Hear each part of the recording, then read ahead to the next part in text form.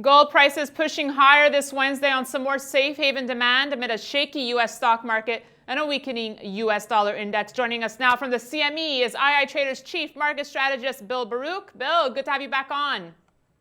Hi, thanks for having me on today. So lots of moving pieces here when we're talking gold. What do you make of the metals momentum here, Bill?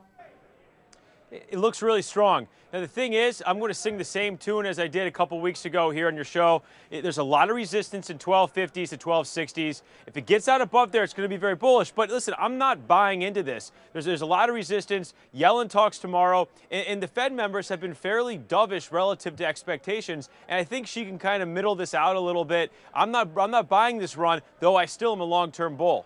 Wow. Okay, so you're not convinced yet. So what are some key levels that you need to see, Bill? Well, going back to August of last year, there's a big trend line. It's somewhat sloppy. You got to cut through the presidential election night, but it comes in about 1250 to 1255.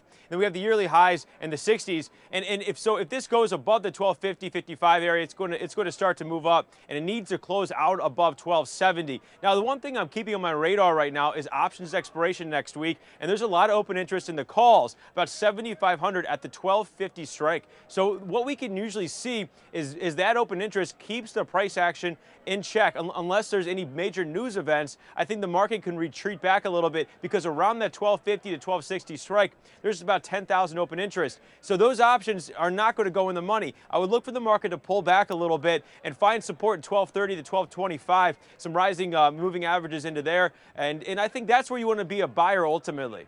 Okay, so you mentioned Yellen before. Is that really what you think could halt gold's momentum here?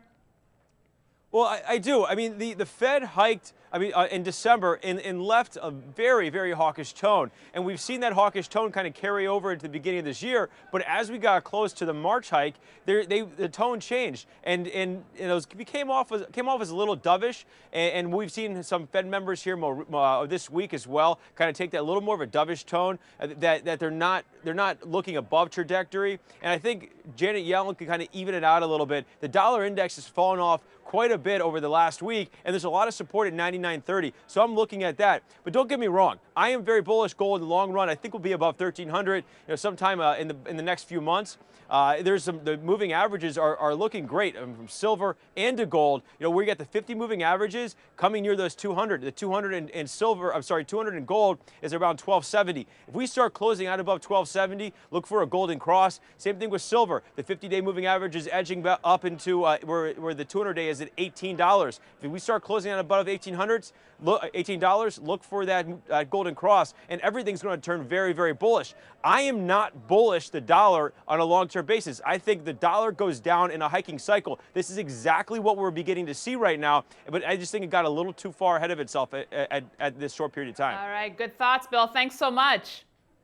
Thanks for having me. And thanks for watching this edition of Kitco's Gold Report. We'll be back tomorrow.